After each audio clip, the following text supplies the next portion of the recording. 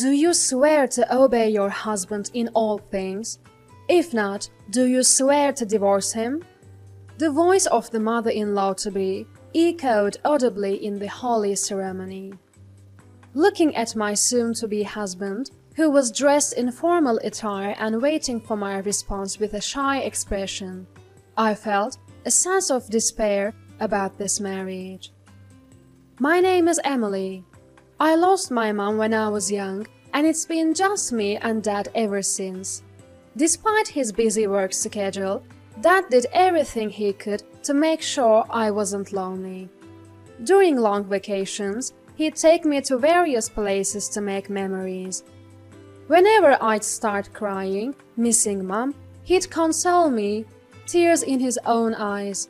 He is a kind dad." Dad was not good at cooking, and especially right after Mom passed, he'd often mess up meals and apologize to me. Wanting to support him, I started practicing cooking. At first, Dad watched me nervously as I handled fire, but it seems like my late mom's chef genes ran strongly in me, and I soon got good at it. Seeing my culinary skills, Dad happily handed the kitchen duties over to me.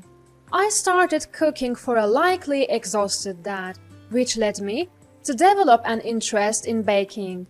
Now, as an adult, I work as a pastry chef. The job demands early mornings and late nights, but it's fulfilling. I met Raymond through my work. He's a delivery guy who brings supplies to my shop. At first, I didn't think much of him, but one day he secretly slipped me his contact info. His bashful yet hopeful expression when he did that made my heart skip a beat. As we started communicating, we went out to various places. Raymond, sweating profusely, nervously proposed, "Will you marry me?" We became engaged. Raymond is indecisive. Even when buying a single piece of clothing, he'd say, "I can't decide which one's better," furrowing his brows. I actually like that about him. Some friends thought it was pitiable when hearing stories about Raymond, but to me, his constant disheveled state was endearing. However, after meeting Raymond's mother, I started to feel uneasy. Raymond was raised by a single parent. His folks divorced when he was young. He described his mom as a kind woman, but when we visited before the marriage, I didn't get that impression at all. "So, you are the beauty Raymond's bringing home?" Well, it would be rude to say more." The first words from her were an insult. Raymond, probably tense at the meeting of his mother and girlfriend, didn't defend me.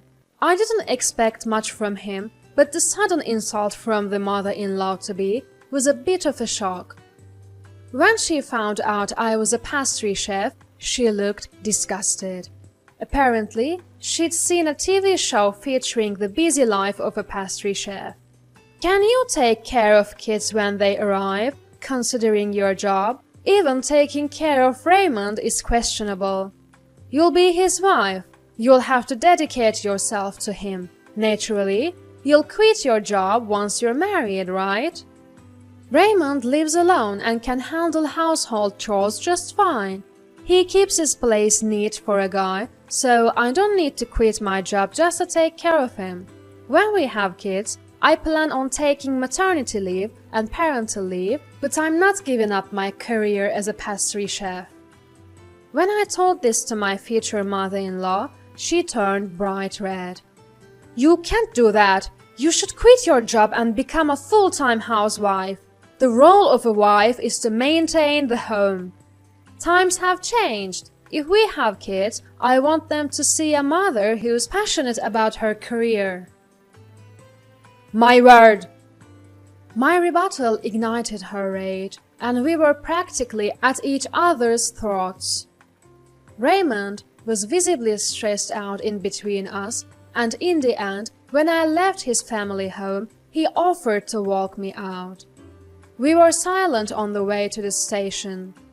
I like Raymond, but I had no confidence that I could get along with that mother-in-law. I was starting to think this marriage wouldn't work. Then Raymond spoke in a subdued voice. "I'm sorry, my mom's a single mom and she's always been on edge, just trying to protect me. She's stubborn but kind. I'll make sure to tell her about your good qualities." I had been about to say that the marriage was off, but his words silenced me. I remember how hard my own dad had worked as a single parent, and thought maybe she was acting that way because she truly cares for Raymond. "Don't worry about it. I'm sorry for fighting with your mom.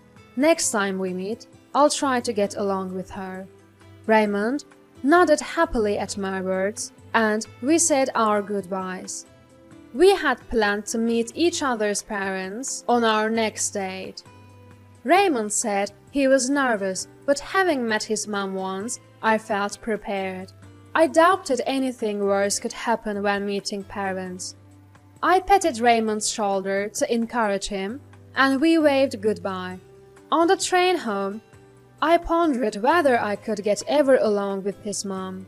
Raymond had spoken up for me, so I believed he would defend me next time too. However, that next chance didn't come until our wedding day.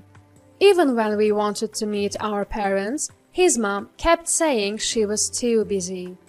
My dad was concerned, but what could we do? Even on our wedding day, his mom didn't attend. Raymond kept apologizing. "I'm sorry, my mom's been really busy lately," and even bowed to my dad. I wasn't bothered by her absence since we didn't get along to begin with. I told Raymond I didn't want much to do with her even after the marriage. Raymond said, "If we can keep our wedding vows, then that's fine by me." Little did I know, this would be the beginning of a surprise on our wedding day. On the day of the wedding, Dad was crying when he saw me in my wedding dress. I couldn't help but laugh at the sight of Dad tearing up even before walking me down the aisle. "You better be happy, you hear me?" Through his tears, Dad said this, and I smiled and nodded. Raymond, who had been told to take care of Emily, was also grinning shyly. That's where my sense of bliss ended. I was standing with Dad in front of the chapel doors, nerves running high. Music began to play, and the double doors swung open. Before me lay the aisle, and at the end of it stood Raymond and, oddly enough, his mother. With arms linked, they both grinned, waiting for Dad and me to walk down the aisle. Dad whispered, "Who's that?" in a confused voice, to which I frantically replied, "That's Raymond's mom." The event staff seemed flustered too, but Dad and I began our walk down the aisle. Raymond was supposed to meet me halfway, but instead he stood with his mother at the altar. So Dad and I just stood there, dumbfounded, in the middle of the aisle.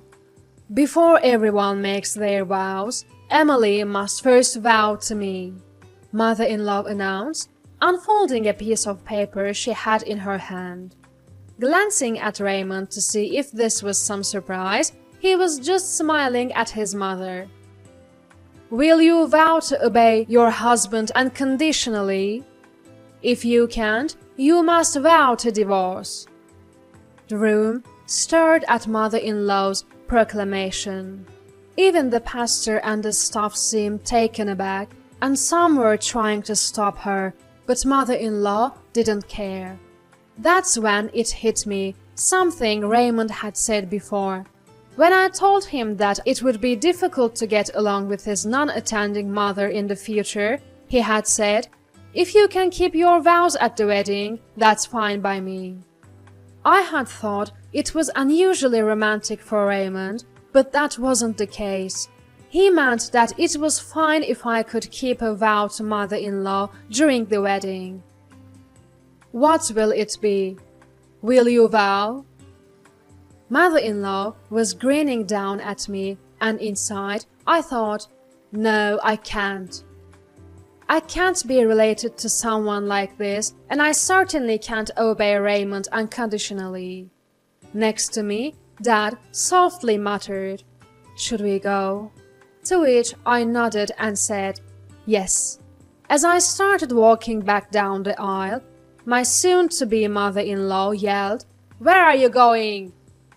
I turned around and made myself clear. I can't go through with this. I can't become family with people who act so ridiculously. Fuming, my mother-in-law yelled back. Raymond stood there dumbfounded, while Dad and I retreated to the waiting room. The staff was scrambling. I apologized to them over and over as I changed out my wedding dress into casual clothes.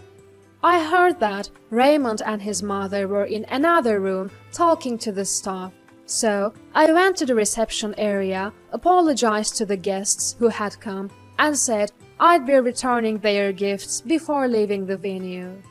It was a heartbreaking ending, and I apologized repeatedly to Dad. He comforted me, saying, "It's better to know what kind of man he is before marrying him." I couldn't help but cry like a child at my father's words. I didn't get to check my phone until the next day. I had received a slew of encouraging messages from friends who had been guests, along with multiple calls from Raymond. When I called him back, his mother picked up the phone, furious for some reason, yelling, "You're late in calling!" "Why are you answering? I wanted to speak with Raymond." "Raymond is inconsolable because you ruined the wedding. We were preparing a wonderful surprise, and now you will pay damages. Be prepared." Turns out, Raymond was apparently fired from his job. He had been working for a small delivery company. The owner was outraged by his outrageous behavior at the wedding and had declared him fired. Raymond was also being criticized by both my friends and his, sinking into depression.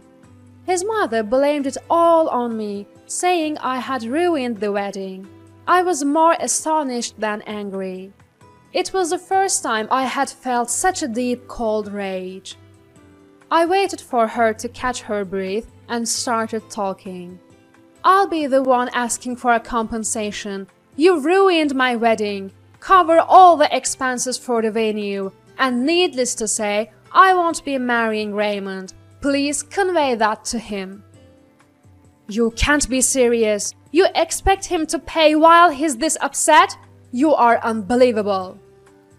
"The only one who's unbelievable here is you, don't you think? From what I've heard, your divorce happened for a rather selfish reason, too." "What?"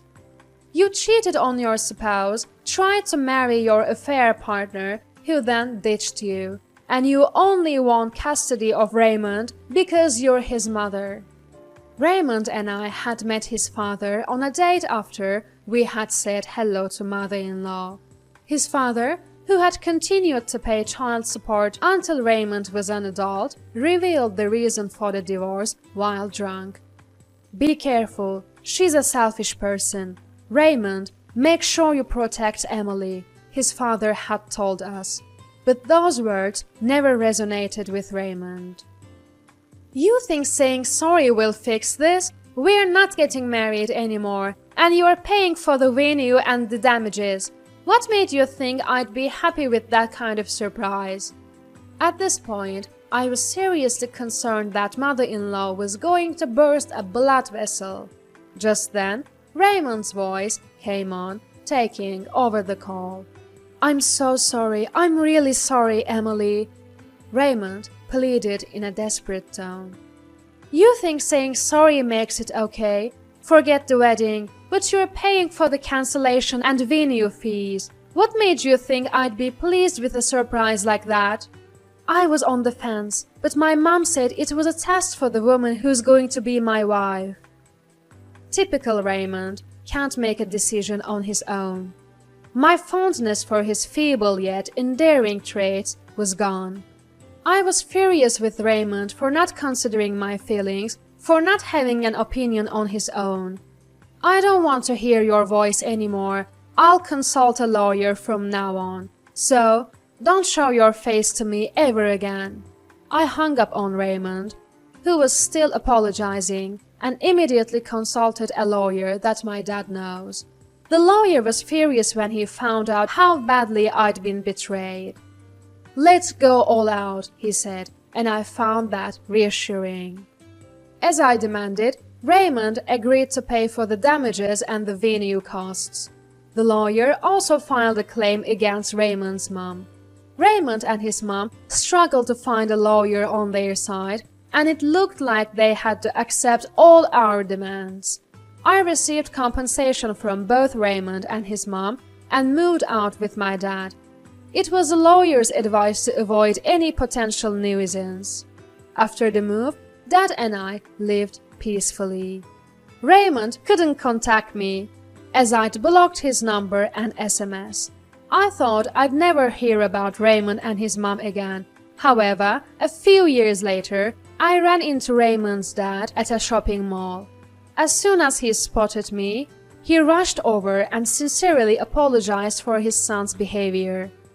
According to him, Raymond and his mom had been estranged since the settlement.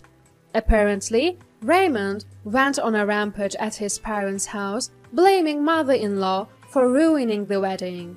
Mother-in-law, for her part, argued that he had to pay the cancellation fees because Raymond brought someone like me into their lives.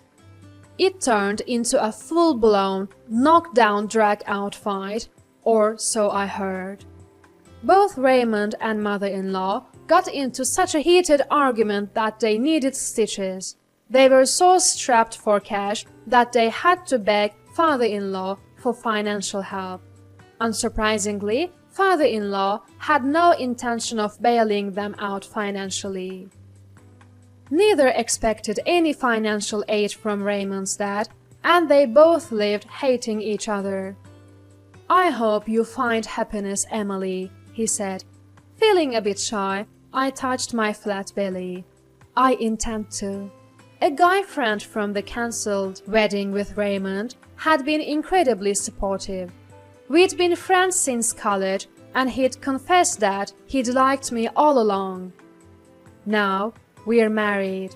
We didn't hold a ceremony as I'd had enough of weddings, but we did have wedding photos taken. Now, I'm pregnant. Raymond's dad genuinely wished for my happiness. When I report this to my husband, he assured me, "Don't worry, I'll take both you and our baby happy." Despite a terrible wedding experience, I found a new life of happiness, and I intend to protect this happiness.